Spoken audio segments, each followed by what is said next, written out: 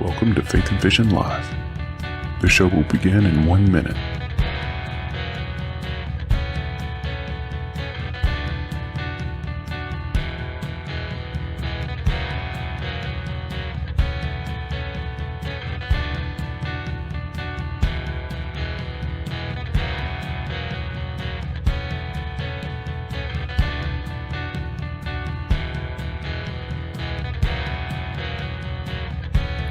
Welcome to Faith and Fishing Live. The show will begin in 30 seconds.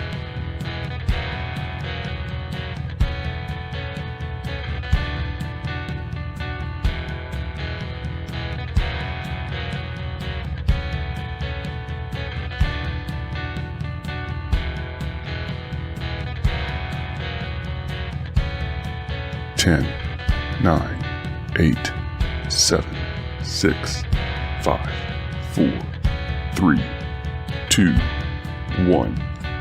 Let's begin.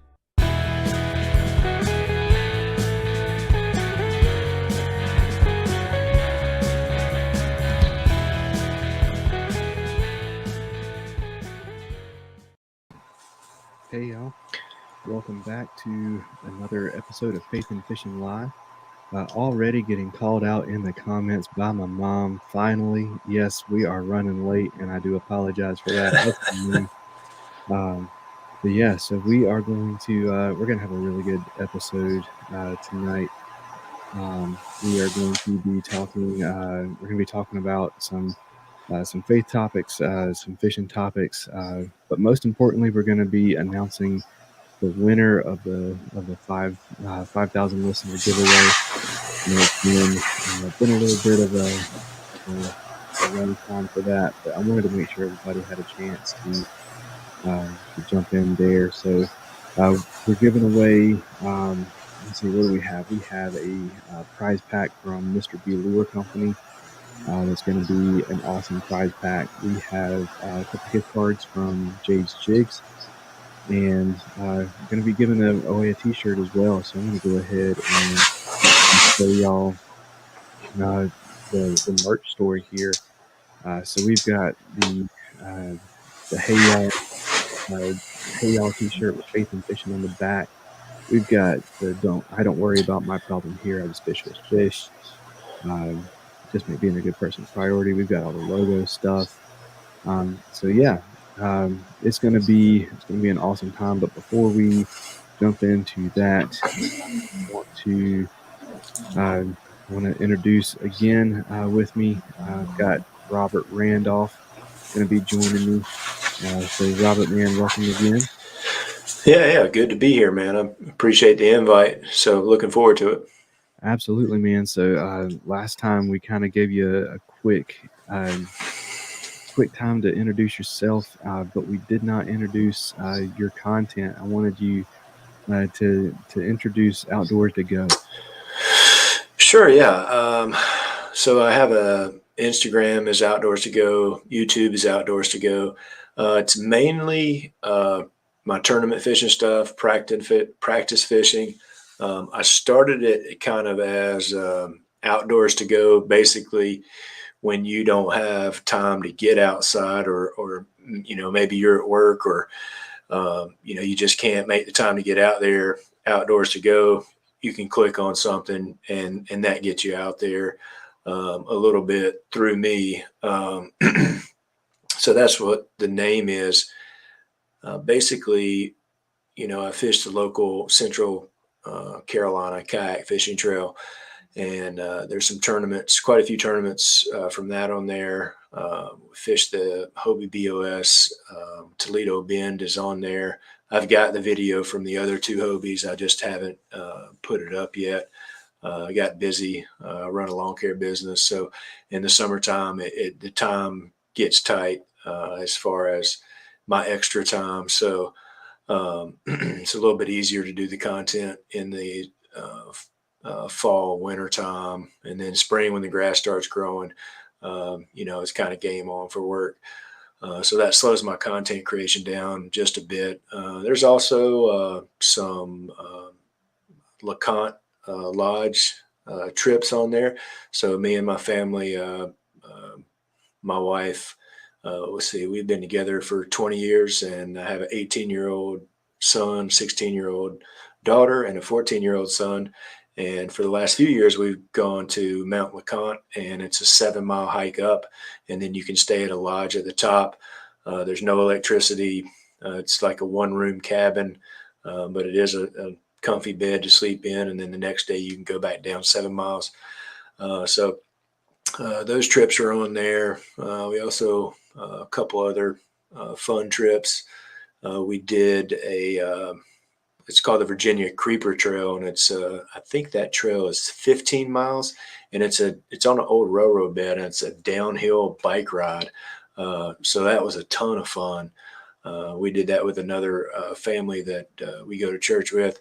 Their kids are all the same ages and as our kids, so it's fun, and we've been on a couple of trips with them. And there's the Instagram. Same as just pictures of fishing trips. Me and my son did the kids Big Rock last month. That was fun. We didn't place, but we did catch 6 wahoo, and I think we were 10th out of almost 80 boats in the wahoo category. So the Big Rock tournament, for those in North Carolina, most people know what the Big Rock tournament is, but for those not in North Carolina, it's a billfish offshore tournament, and so we got to participate in that. That was a pretty good deal. That's basically a rundown of it. Absolutely. And I will say your videos, something I really like about your videos is you can tell you put your work into it, but it's also super laid back. It's Yeah. and it's whenever you go out, you tell it like it is. It's not a highlight reel. Yeah, no, it's not a highlight reel, and really, I should probably show more of that. That's kind of why the other 2 Hobie BOSs, I've had the video sitting there, and I did so bad at Santee Cooper. At Toledo Bend, I had I left here on Tuesday and basically drove the whole day Tuesday. Slept in the truck at the boat ramp Tuesday night and got up and I fished Wednesday, and then got to the campground after fishing that day. Fished Thursday, Friday. So I had 3 days of pre-fishing, had a pretty good game plan, and placed in the middle of the pack on that.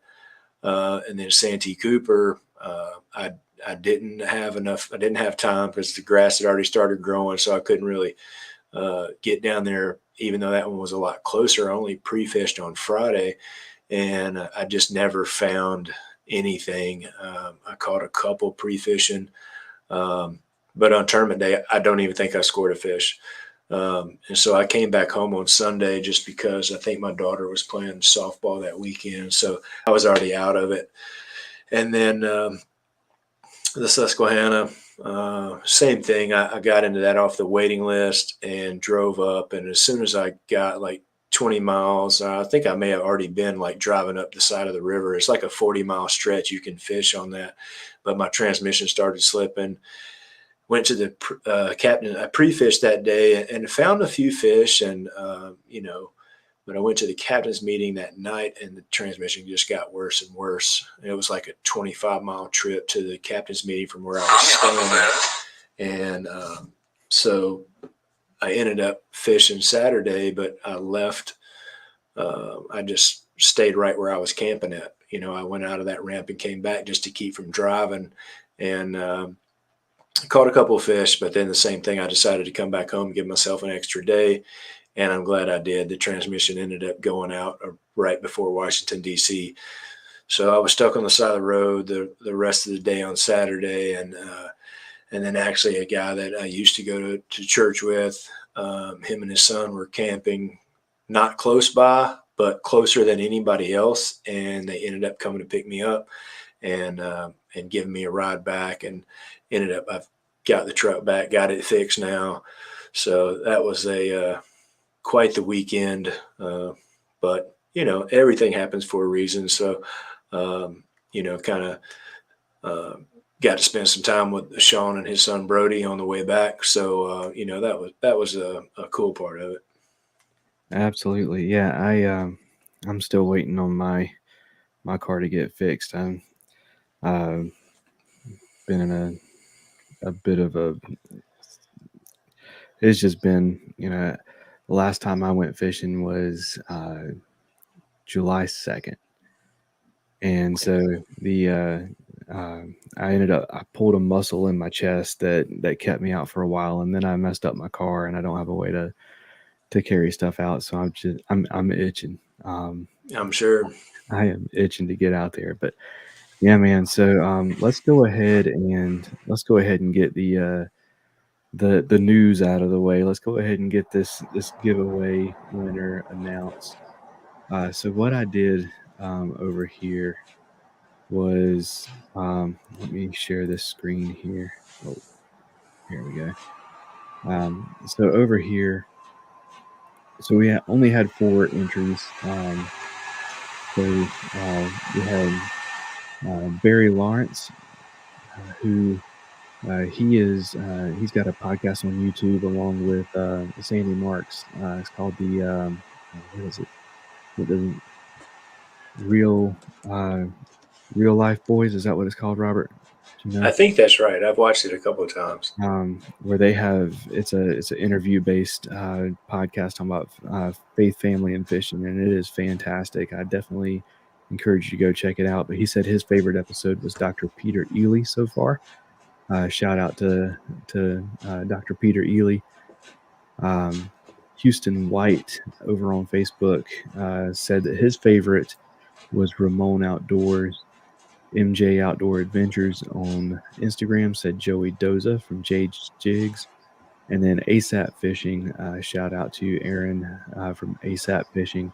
He said that it was either Brandon Mays or Ramon Outdoors that was his favorite. So what I did was I just put, I didn't want it to be, just 1 through 4, and then 2 and 3 are the only 2 that get picked from pretty much.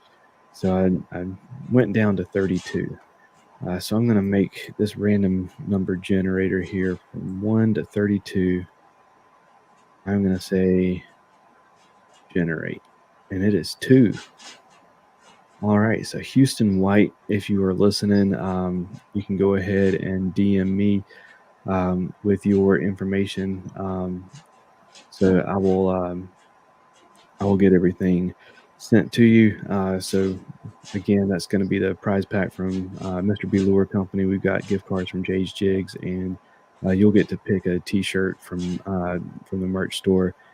I just need your size and style and color. So yeah, I'll be reaching out to you shortly. So I will go ahead and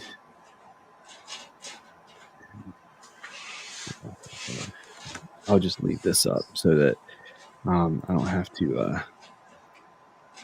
to try to remind myself or anything. I'll just leave it there so that whenever this is over with, I can go ahead and send you a message. But yeah, so congratulations to Houston, and we will get you set up, man.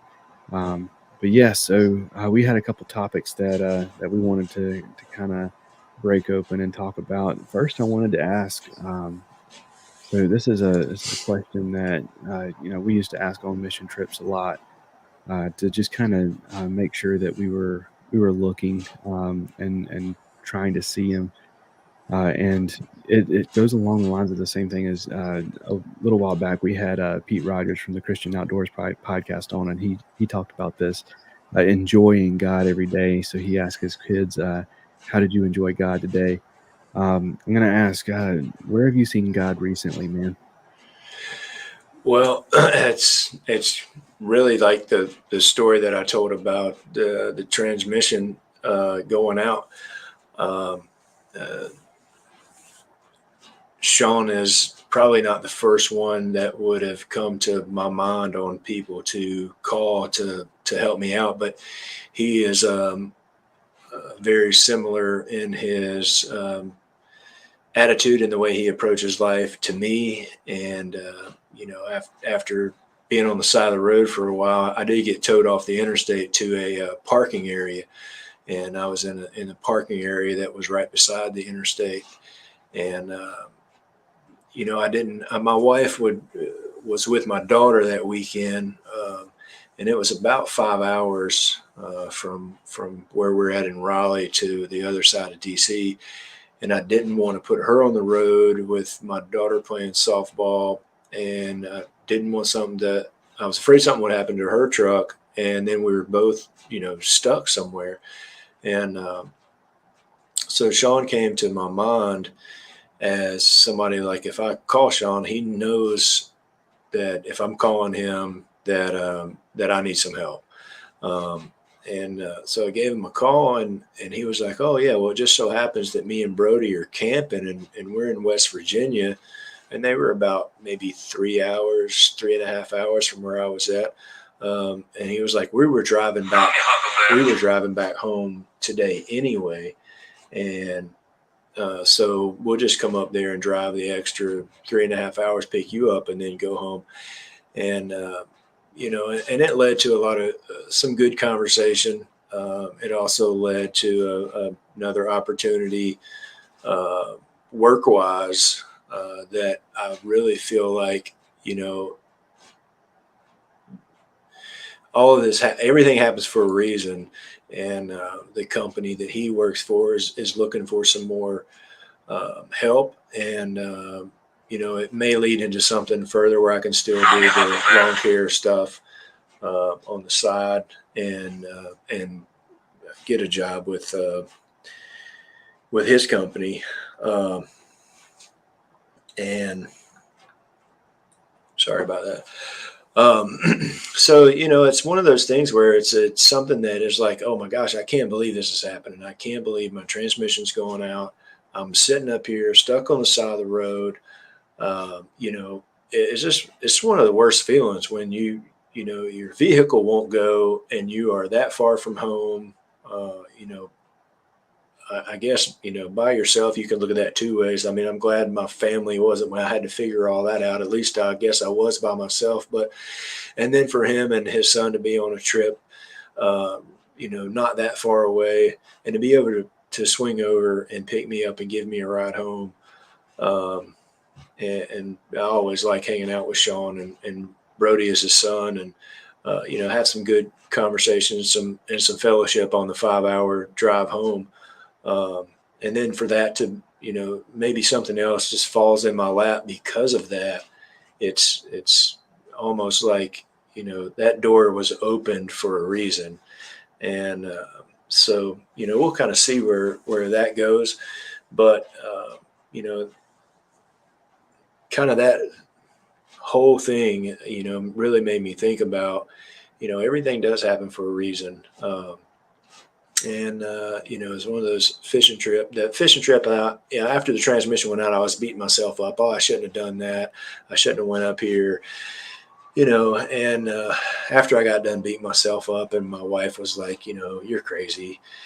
Quit beating yourself up." And it really, was kind of eye opening that everything does happen for a reason, and so that. I don't know if I really answered the question of, where do you find it? But sometimes it just slaps you in the face and you can't help but to find him. Absolutely. And then other times, it's like,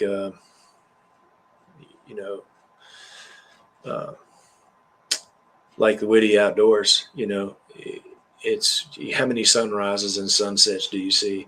And, I think, you can go to church and you can sit in the pew and you can sing the worship and praise songs. And there are a lot of times when I'm doing that I feel close to God. But honestly, if I'm sitting in a deer stand or I'm on a kayak or a boat, and you're fishing or you're hunting and you're by yourself, there's something about being out there that early when it is just you and the trees and bugs and animals and fish that really kind of makes you put your life in perspective, and makes you think about, the good things that you're doing and what you can do better on. And, that's exactly what we were talking about at the end of the last podcast. So, um, what about you? Well, so it's kind of a bunch of different instances in the same time frame. So um, we've got a 17-month-old little boy, and we took him to the public aquarium for the first time over the weekend. So down at the coast in North Carolina, we have three different aquariums. We have the one up in the Outer Banks. We have the one at Pine Knoll and the one at Fort Fisher. We went to the one at Pine Knoll, um, and so just right off the bat, you kind of get this reminder of how it is with God, where he's kind of guiding you towards something really awesome, and you've got something that you really really like, and you've got to leave that behind sometimes, and trust God, and follow where he's going to get the really big things. So we're walking into the aquarium where they've got thousands of gallons of aquariums with all kinds of crazy fish and sea turtles and all this stuff that Henry just loves.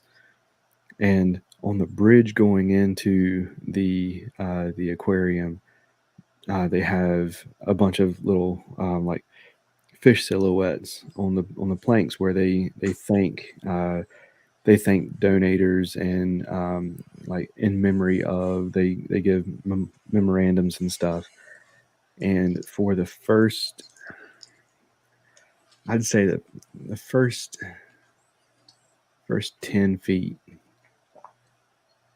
I swear he touched every single one of them and looked up and said, "Fish, fish." And it's like, come on, buddy, we got to get going. There's something so awesome just right over there, that if you just trust me and you follow me, you will see something so awesome. That he stopped, and part of it is that reminder to trust God, and part of it is to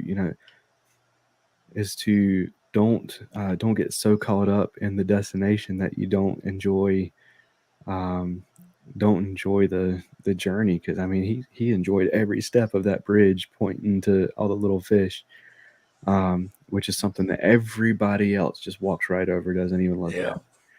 at. Um, and So that was awesome. And then we get there, and it's this kind of dark room. He hears a bunch of, like, they have that waterfall right inside, so it's loud, and he's kind of clutching and doesn't know what to think. And then we get to that first exhibit, and he just lights up, and then he's like running all over the place, yelling at the top of his lungs, having a blast. And just seeing that joy in uh in a little kid. And and then there was this lady who is we kind of ended up right beside each other for a lot of the time. And it's like every time we would go around a corner, she would be sitting at a bench, and she would take the time to talk to Henry, and call him friend and everything. And just kind of seeing her joy, and her you know um, just sheer friendliness, being able to, and Henry, he's got the charisma of every human being that's ever lived, all like multiplied by 1,000. He's friends with everybody instantly. So just seeing that dynamic between those two throughout our entire trip around the aquarium was just absolutely fantastic. Yeah, well, it seems like he may be a social butterfly, right? I don't know, man. If he is, I don't know where he gets it from. Um, because I mean, the only social butterfly I know of that's ever been in my family was my granddaddy. So, Yeah, well, hey, maybe that's where he gets it from. Yeah, another instance that just came to mind when you were telling that story. Um, I got up and I want to say it was yesterday. yesterday morning, and I'm pretty sure I was sitting on the edge of the bed, and I had already been up and had a cup of coffee, and I picked up my phone, and it just had an alert that somebody went live, and it was another kayak angler, and he was in his truck driving from the last event that he did, and he was singing praise and worship songs, and it just looked like he wanted to go live because he needed somebody to talk to, or he just needed to share that moment. And at one point he was like, I don't even know if this is going out. I don't know if anybody is even listening. It says there's 1 or 2 people on here, and I messaged in the chat, and anyway, that I guess it was a copyright deal or whatever, because you could hear the music playing in the background, and it wasn't long. He got through 2 songs, and the recording stopped, and the Facebook took the video down. And it was just one of those things where, it's not somebody that I would have ever known, even that little snippet of his faith story. But I see him on Facebook and social media all the time. And that was just one of those things where there's no record of it. I'm not sure who the other 1 or 2 viewers were, but I'm going to reach out to that angler, and maybe we can get him on. He can share his faith story with us. So I just thought that was it was one of those things where, who goes live at 7:30 in the morning, or it was probably even before that. It was like maybe 6:30. It was early. And that's the one reason I clicked on. I'm like, what is somebody going live for this early in the morning? Maybe they're on the water fishing. That would be the only other thing. But it was kind of like, it was one of those things where it's like he just needs somebody to sing with him, I guess, For sure. That's awesome. But yeah, man. So we were going to talk some fishing stuff too, and you brought up a really, really good topic. Really good or really bad, one of the two, right? Well, it's something I've been wanting to talk about too, and just haven't really brought it up with anybody yet. But so we talk about how amazing the kayak fishing community is all the time, and for the most part, it really is. There's just something about the camaraderie with the kayak fishing group that is just special. But then there's this other side of it. And it tends to be, and not just with kayak fishing, but with fishing in general, Mm-hmm. it tends to kind of surround these big Facebook groups that you see, and it's this negativity. So we see it all the time. Something new comes out, or a new tournament trail starts up, or an old tournament trail, somebody makes one mistake, and all of a sudden it is just an absolute smash fest. Oh yeah, it's a firestorm. And I guess we were talking earlier. I mean, there's a couple of North Carolina fishing groups, and you can go on there, and somebody will say, I just moved here. Hey, what about this lake or whatever? And there's always the 1 or 2 people that are like, oh, I can't believe you're on here asking about spots or whatever. And it's just like, for the most part, the people will respond accordingly and say, and give them some information that will help them out. But you always have those few people that are just negative Nancy's, so to speak. And I see it not only in the fishing world, but other Facebook groups that I'm in. Excuse me.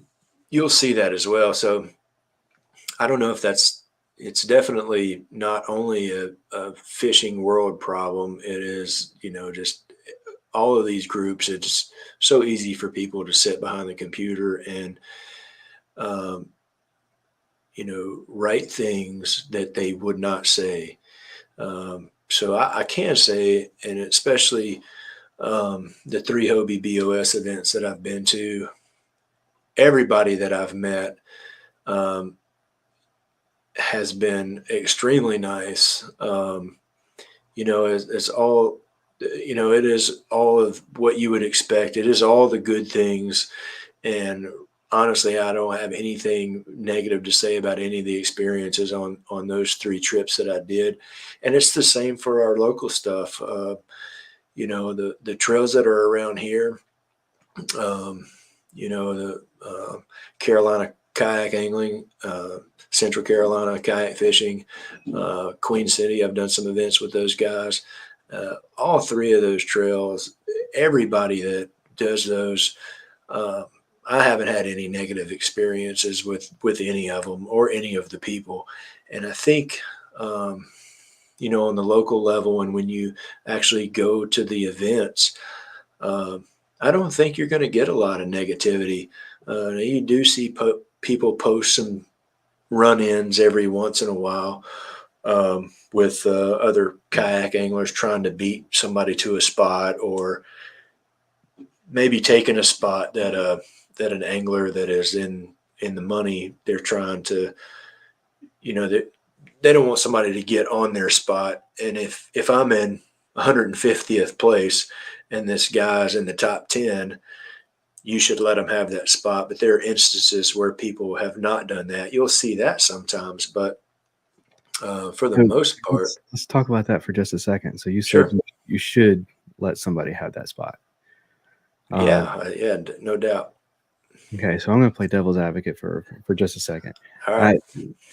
I I in that situation, if I am in that tournament, I will probably do the same as you.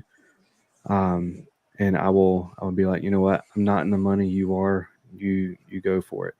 But at the same time, I could be fishing for big bass that day.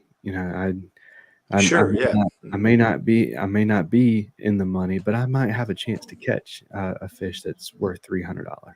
Yeah. Yeah. Um, There's no, yeah, you could do that, but you also, like in the Hobie BOSs, it's a 2-day deal. So normally I'm talking about the second day, and a lot of times you'll have maybe 10, 15 anglers go out of the same ramp, and you'll see where people are fishing. At Santee Cooper, there were, oh, so I pre-fished Santee Cooper on Friday. I started at the bottom of one of the lakes, and I worked my way up all the way through the lower lake was Moultrie. I worked up all those ramps. I really didn't find anything. I went on the upper lake and went to 3 or 4 ramps. Really didn't find anything. So on tournament day, I went all the way up in the river, in the backwaters. And when I got to the ramp, there was probably 30 people there.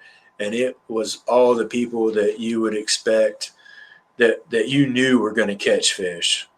Uh, Russ Snyder, the One Objective guys. There was a ton of people at this ramp.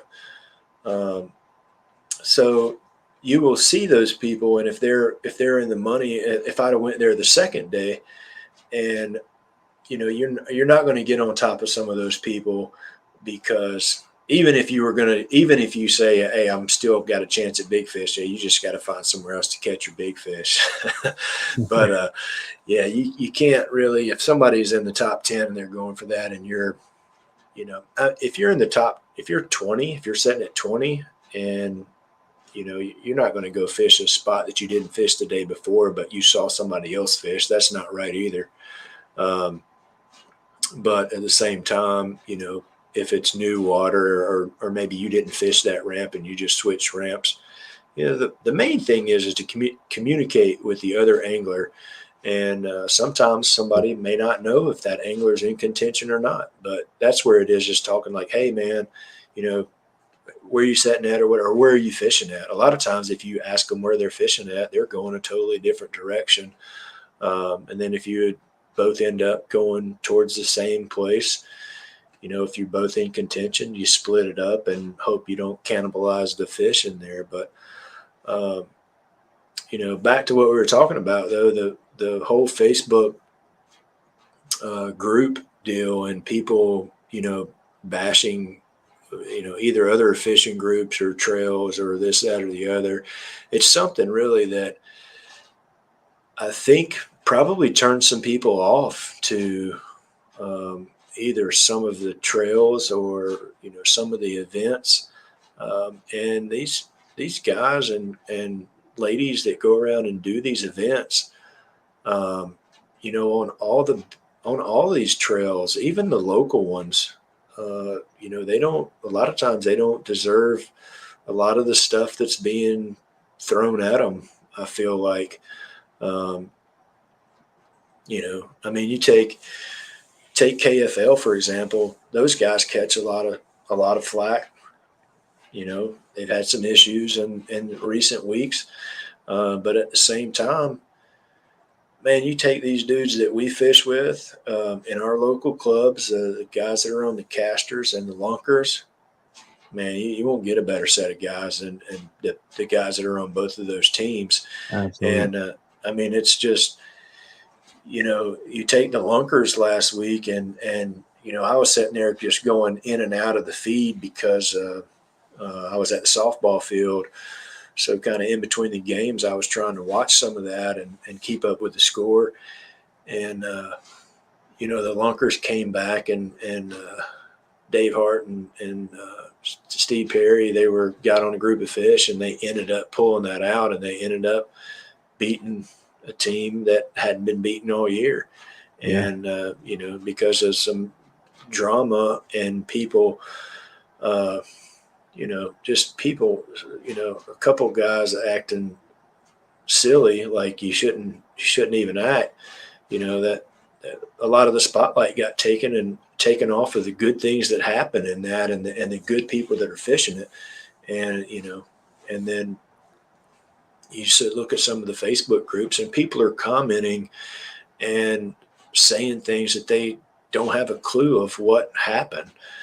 I mean, I look at all that stuff, but you rarely see me comment on something that I have no knowledge of and just, piling onto something that is better just left alone, let the people deal with it, move on to the next thing, celebrate the good things. But it's the stuff like that, I don't know if there's a remedy for it. But I definitely think that, as a group, as a kayak fishing group, that as a whole, we can do better on situations like that. And some of these groups need to, try to remain more positive. So, Yeah, absolutely. And something that gets me is a lot of the times all the negativity is because it's different. Like with the KFL stuff, they so much of the negativity was because it wasn't the style that person would want to fish themselves. right. Then fish the tournament that is. Like this is a really entertaining tournament format. Like I really like the format of KFL.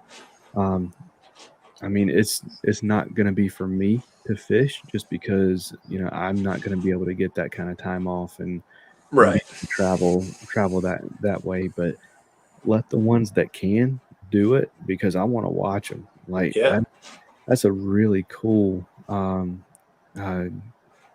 cool format. But because it's not what certain people would like to fish themselves, they just bash it. Yeah. Um, and it's the same with products. You see products that they come out and they're different, and they get made fun of incessantly. And it's like, um, Yeah, oh, just don't buy it. If you don't like it, just right, don't buy it. I mean, there's no reason, somebody put time and effort into making those products, um, and it's, just don't buy it. Just move on to what you do enjoy or what the product you do like.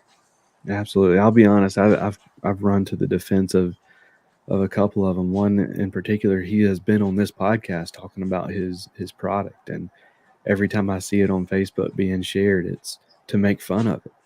And it's like, you know what? What have you created? Like, Mm-hmm. what have you created that is so different than everybody else that you're getting made fun of for it? Yeah. Probably nothing, because you're too afraid to do it. Yeah.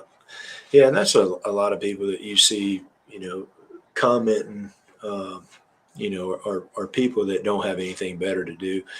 And I also think, kind of along the same lines, and kind of the reason the whole outdoors to go thing in my head, kind of the reason I started it is to try to let people know to, even though we're doing we're doing a social media podcast, but at the same time, I want to tell people like, hey, that's fine.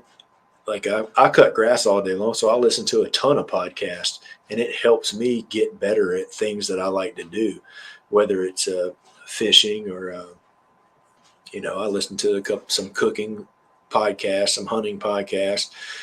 So it's helping me get better at things by listening to how other people do it. But for people that are sitting and watching uh, YouTube all day, or they're killing time that they could be going out and enjoying themselves in the outdoors. I want people to get out and do it. And that's the other thing is you have a lot of these people that are commenting on stuff. Man, I'll look at stuff too, but at the same time, if I've got a 4-hour chunk and I can figure out how to drag my kayak somewhere and go fishing, that's what I'm going to do. If I've only got 15, 20 minutes, I may pull up a Greg Blanchard video and see if he had to go to In-N-Out Burger that day because he didn't catch any fish. But that rarely happens for him. Like, I don't even know why In-N-Out even sponsors that, because he always catches fish.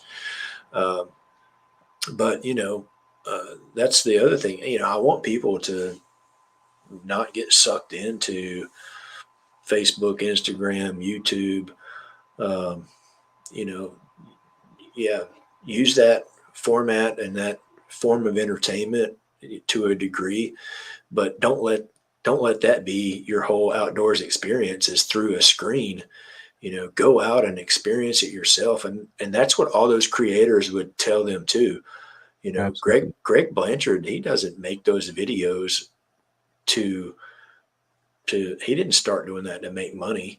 He makes some money off of it now. He started it to show people like, hey, this is what kayak fishing is. This is something I love to do. Look how cool it is.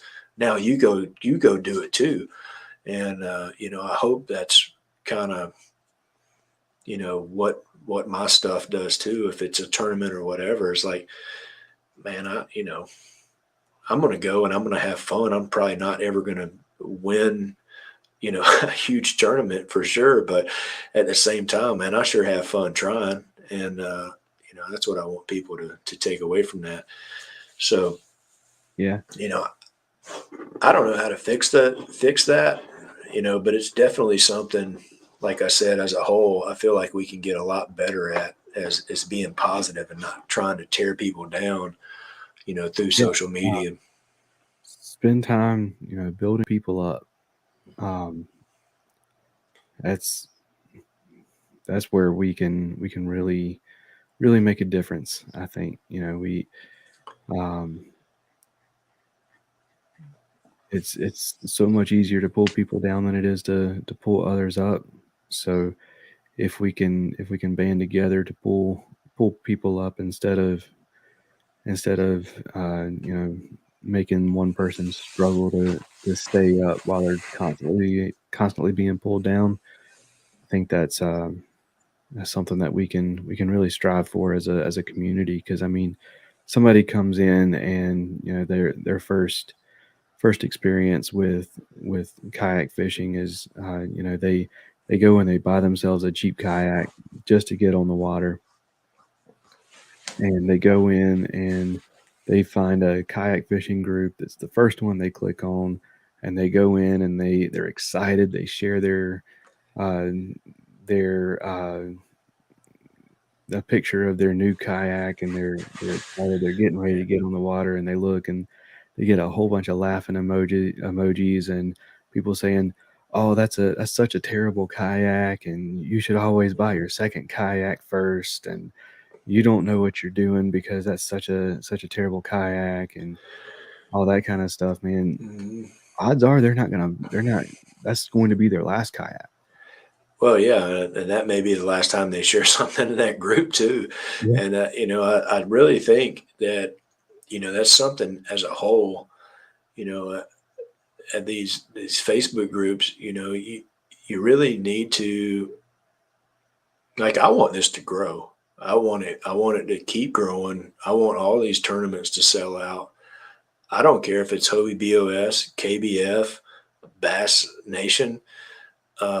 Even the native big bass, that format is daggone fun, man. I mean, you talking about $1,000 big bass per hour. I mean, I don't have to catch 5 fish to win money.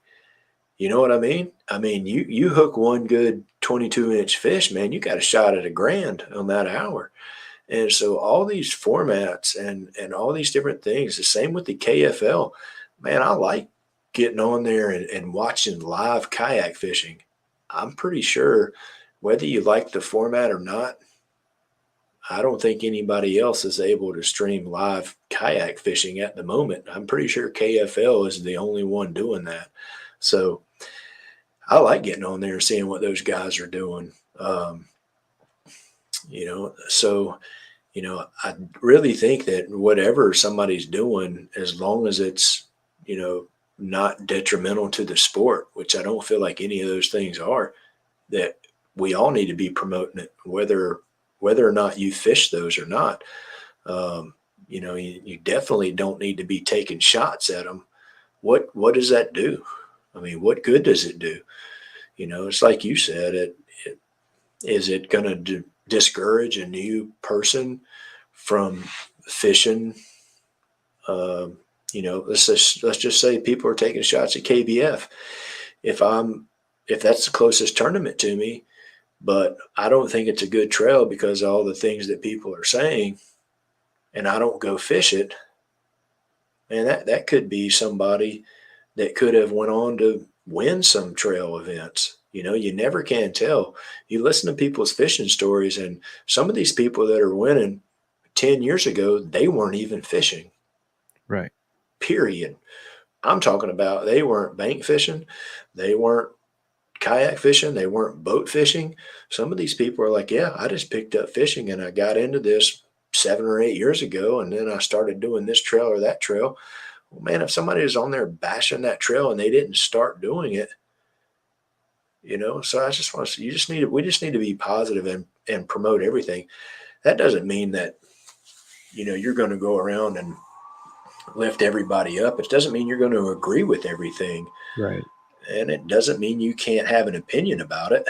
But at the same time, just be informed about what's going on and the things that are happening. And, don't try to tear something down just for the sake that it's, like you said, it's something different and it's not the same as what you're doing or the same thing as what you choose to do. Yeah, and whenever you go and comment on a post, keep in mind you may be the only representative of the kayak fishing sport that this person interacts with. Yeah.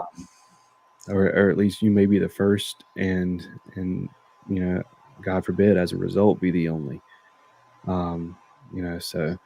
So make sure that we're representing the sport the right way, because it really is a fantastic community. I mean, you go out and you go fishing a kayak fishing tournament. Like, I've only been able to fish a couple this year, and one of them, we were able to choose between 5 lakes, and I show up, and there's only one other person in the lake that I choose to go to. He walks up, he says, "You going where I think you're going?" I say, "Yep." He said, "Me too." And we fished beside each other almost the entire day.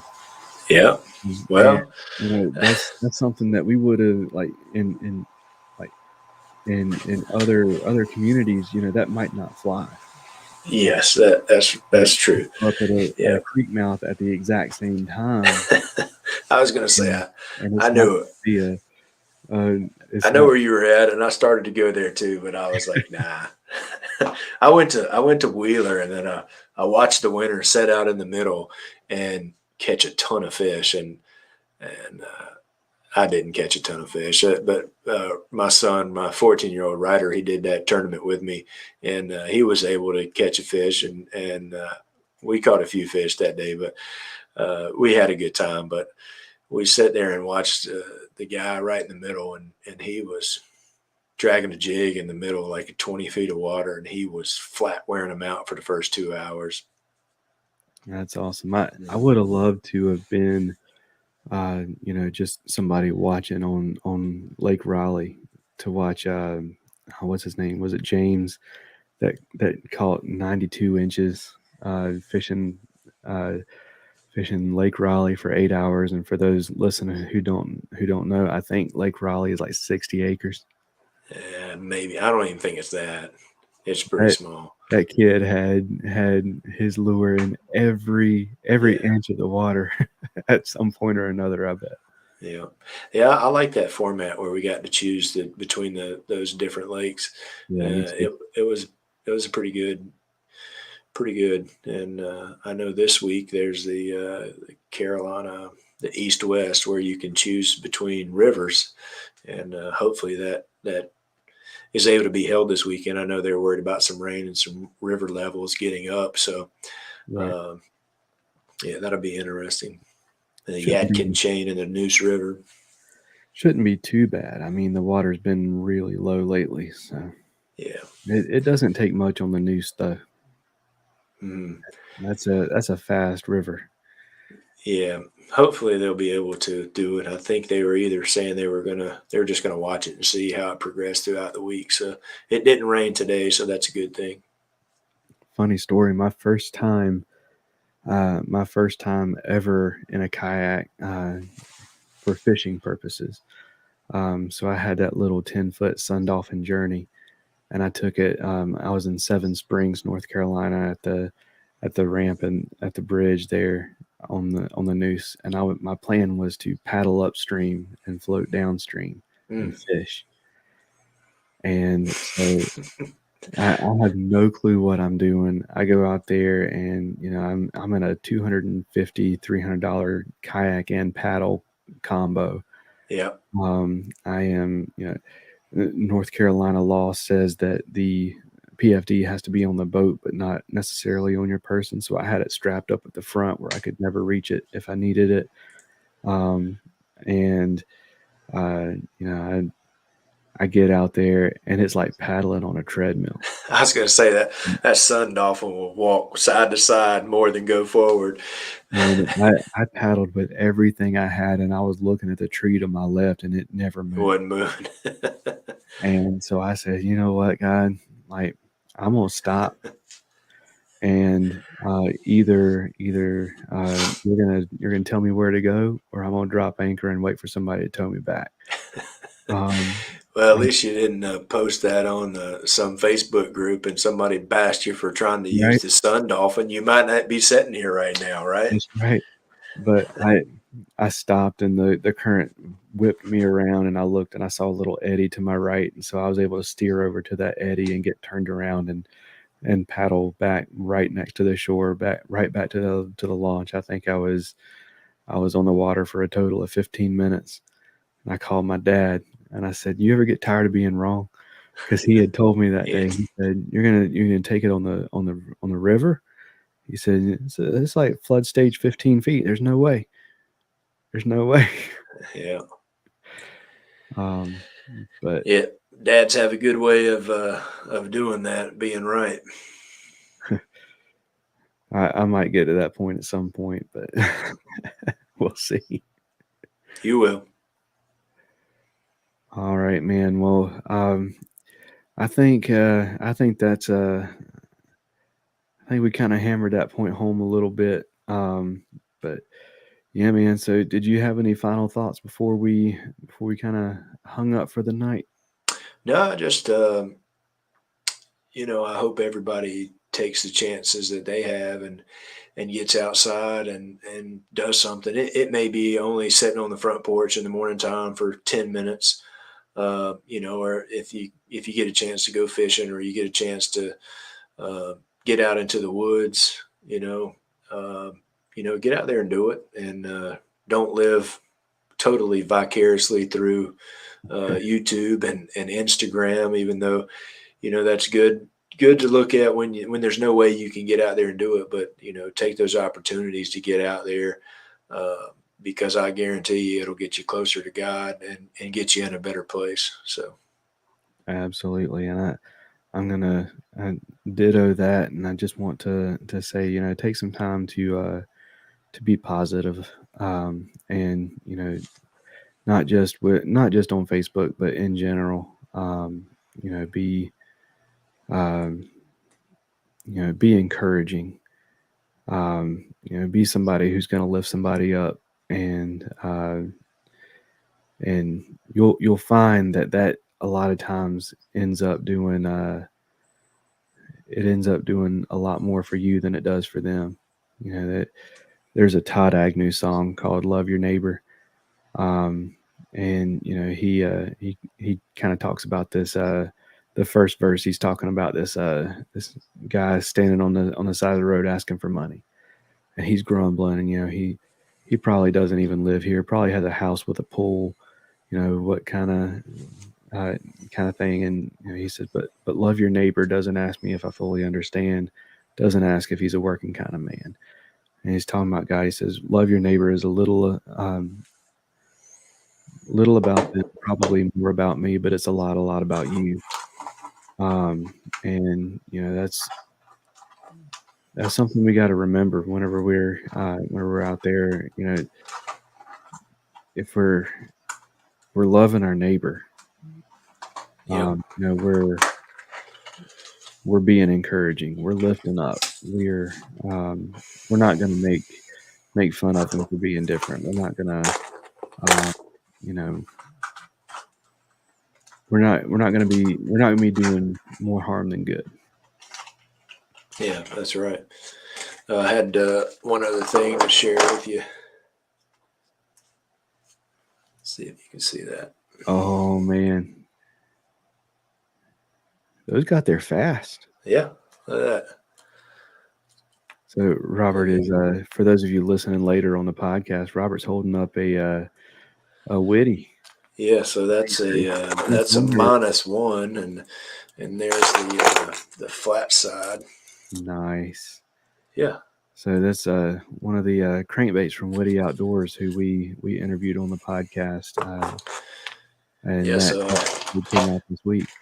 Yeah, I can't wait to try those deals out. So yeah, thanks to Witty Outdoors for getting those out to me. And I told him I'd post some pictures, some fish that been caught with them. So see if we can get out there this week and get that done.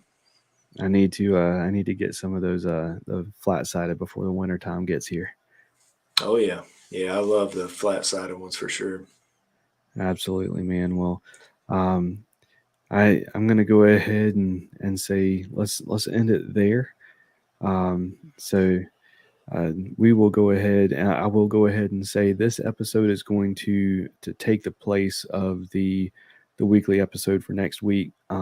So we'll go ahead and get it posted somewhat soon. It's not going to go up tonight because it's 10:11 p.m. local time, and I'm ready to go to sleep and get some more cold medicine in me. But yeah, man. So we will be back with another interview. So not next week, but the week after, we'll have another interview for y'all. So, you want to sign it out, or you want me to sign it out? You go ahead, man. You're the pro at it. Well, again, thank you all for listening, helping us get to 5,000 listens. That's going to do it for this episode. Y'all take care, and God bless.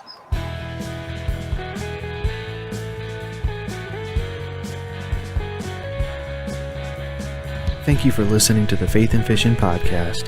Faith in Fishing is produced and hosted by me, Cam Steele, and is sponsored by Jade's Jigs, Get Outdoors Pedal and Paddle, Savior Outdoors, Atollas, and Mr. B Lure Company. Be sure to give us a rating and a review and to subscribe wherever you listen to podcasts. That's going to do it for this episode. Y'all take care and God bless.